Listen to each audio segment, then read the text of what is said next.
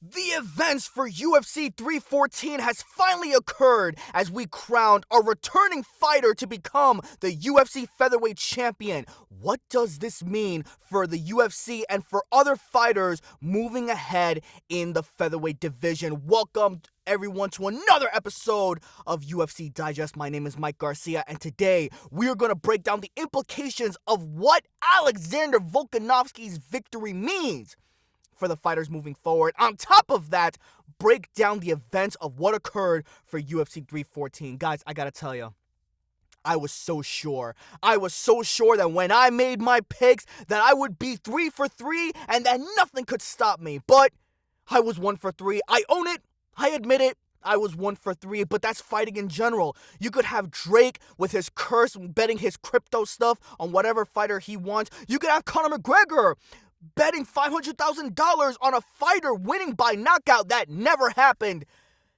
It's why we love this sport, ladies and gentlemen. It's why we love this sport. Anything can happen at any moment. And the fact remains that I do not for a second believed that Alexander Volkanovski would look as good as he did, but he looked fantastic. The Volkanovski is old is slowly coming back. But let's not beat around the bush anymore. Let's go right ahead and get right down to it. Alexander Volkanovski returning after 2 back-to-back knockout losses. Normally, for fighters that are under 170 pounds, that are under the weight classes of 170 pounds and are over 35 years old, do not do very well in recapturing gold. They do not do very well in going to the elite of the elite to get back to what made them, to get back to what got them to the dance and excel and just do what they can to claim a victory. And Alexander Volkanovski has done the unthinkable, becoming a two-time UFC 145-pound featherweight champion.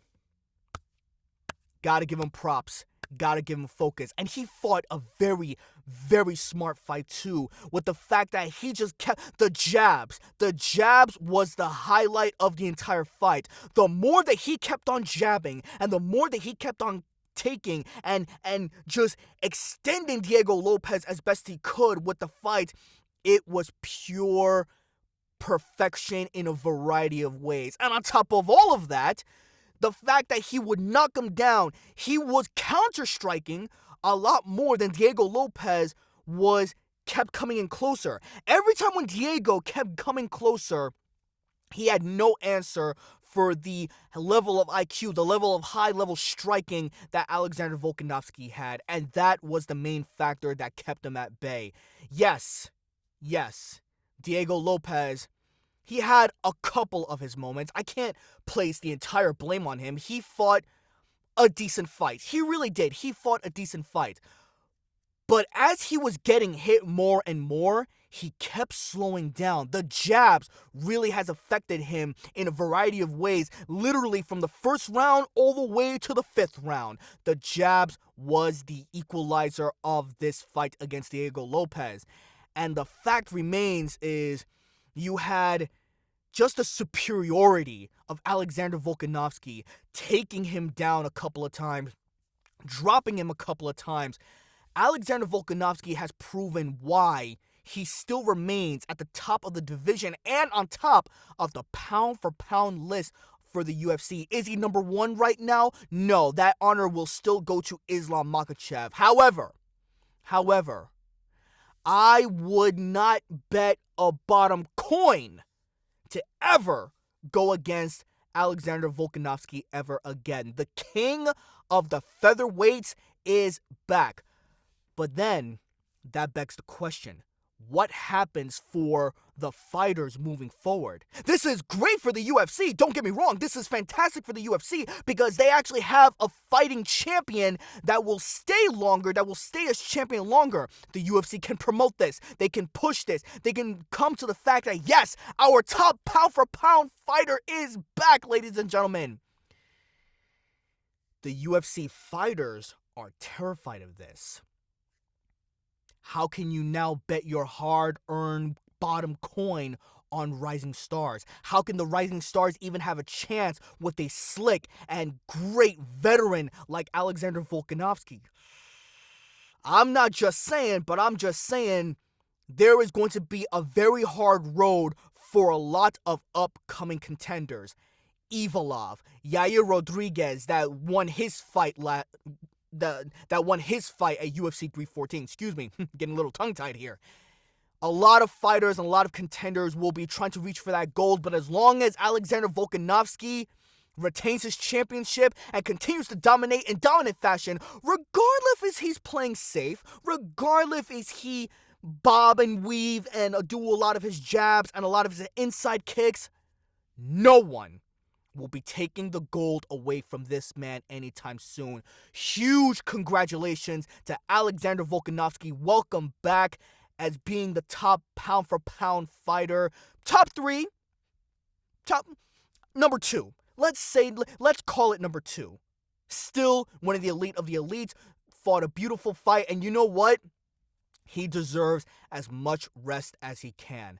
Alexander Volkanovski, I cheer my beer that I don't have right now to you. Congratulations in doing what you do and looking spectacular. Coming up at the co-main event, we have Paddy Pimblett beating Michael Chandler. Round 3 TKO. Round 3 TKO. I called it. As much as I hated it, as much as I didn't like it, I called it. Michael Chandler has now lost 5 of his last 7. 5 of his last 7 fights since making his debut into the UFC from Bellator, has lost 5 out of his last 7. We said it, didn't we? The mistake of waiting for Conor McGregor for a fight that never occurred. The fact that every time that all he cares about is putting on a spectacular fight, putting on an amazing fight for the UFC, for the fans. And we love to see UFC fighters go for broke every time. We love that. But you still have to win. You still have to come up with the victory. You still have to do whatever you can to ensure that the victory is in your grasp, is in motion. And Paddy the Baddy was like, hold my beer. This is what I'm gonna do. Paddy the Baddy. I can't stand this guy, but I cannot I cannot disrespect the level of what this fighter has done. The fact remains, Paddy the Baddy, with his vicious ground and pound, his ground game, he is now going to be in the top 10 of the lightweight division. People are saying now that he has the capabilities of actually fighting a contender for the championship. He could face off against Arman Tsarukyan. He could face off against Justin Gaethje. He could face off against anyone he wants. But he did call out Conor McGregor. Strong implications are coming through. And if I was a UFC matchmaker, that's exactly what I would do. I would pick up that phone, call up Mr. McGregor. I'd be like, Conor, listen, I know that we've been trying to get you to come back for quite some time, and I know the Netflix deal is coming up, and we really need you to fight, but hey, you against Paddy Pimblett? The fans will go nuts. The fans,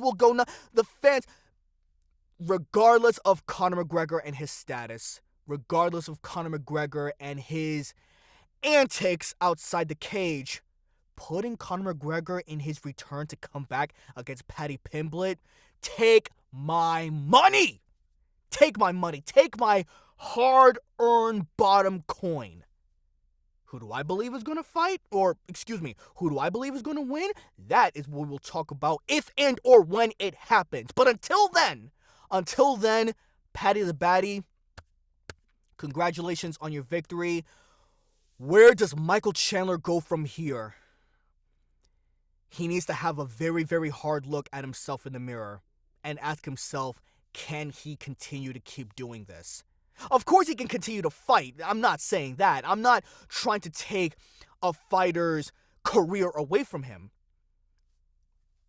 But losing 5 out of your last 7, losing as much as you did, and all the brain damage that you have suffered, running into that wall. There's only so many times that car can even operate. As many times as you run into that wall, it's going to cease to exist. It's going to cease to work anymore. Michael Chandler, talk to your family, man. Talk to your family. And the reason why I'm saying this is because I don't want fighters to continue putting their lives on the line for our entertainment. Yes, we love it, but if we know there's not going to be any good that comes from it, and you're going to continue to keep getting damaged more and more, it's time to hang it up, buddy. I'm sorry. It's time to hang it up. Wrong technical difficulty there. Coming back up, Yair Rodriguez faced off against Patricio Pitbull. Patricio Pitbull, former champion at Bellator, was a PFL fighter, has made his debut, and Yair Rodriguez, a lot of leg kicks, beautiful leg kicks that just kept on coming at bay against him in a variety of ways. Patricio had nothing. The Pitbull himself had nothing. What was fascinating to me about this is proven that when fighters reach a certain age and they pass their prime, the chances of facing off against a younger fighter, especially one that has been in the UFC for a long period of time, is technically not going to go well for them. MVP. Michael Chandler is probably the only exception, or one of the fewest exceptions, with his knockout against Dan the Hangman Hooker in the first round knockout when he made his debut a few years ago. But most fighters just don't do very well when they're under the lights of a new organization. The perfect analogy that I would give is this. Imagine you hypothetically just got out of a job, and you are now going into a new job. There's going to be some first day jitters. You know the job very, very well. You've done it for X amount of years. But once you work for a different company, once you work for a different corporation, that first day jitters is going to seep in, and you're not going to do as well as you wanted to. Best analogy that I can give for Patricio Pitbull. He will be back. I'm not saying he's washed. I will never say Patricio Pitbull is washed. But Yair Rodriguez comes out with the victory, and he has called for a fight against the winner, which is Alexander Volkanovski, for a championship fight at UFC Noche in September in Mexico. I can see it. I can definitely see it. Or with the press conference shenanigans that he was going on against Diego Lopez, we would see that fight. As a fellow Latino myself, I would love to see that fight. Yair Rodriguez against Diego Lopez? Book it. Book it. That's who I say goes through. Fourth fight coming up, second to last one for the main card of UFC 314. I called this one wrong, only because I was on the fence. I was on the fence. I saw in my head that Bryce Mitchell, with his ground game, could take Jean Silva down and just hit him with the twister, use different kinds of grappling techniques, and defeat Jean Silva 1, 2, 3, no problem. Boy, was I mistaken. Jean Silva broke Bryce Mitchell. Broke him. Bryce Mitchell, with all the controversy that's been going on against him, had tremendous amounts of pressure. Tremendous amounts of pressure coming into this fight. He had to prove to the fans, to the UFC, that he still got it. That he can still be a top contender. That he can still be the elite of the elite. Jean Silva was like, no, sir, not today. No, sir, not today. I'm going to toy with you. I'm going to break you down. And I'm even going to submit you with a submission that I have never seen in God knows how long. Jean Silva submitted Bryce Mitchell with a ninja choke. Do you know how hard it is to get a ninja choke onto your opponent? You have to go all the way down to their neck. You have to wrap your arms around, apply enough pressure, and just do the squeeze. Just do the squeeze. It's very similar to a Darce choke. At least that's what I believed of what I saw when the fight occurred. I'm like, Darce? Darce? Is he applying? Or an anaconda choke? Nope.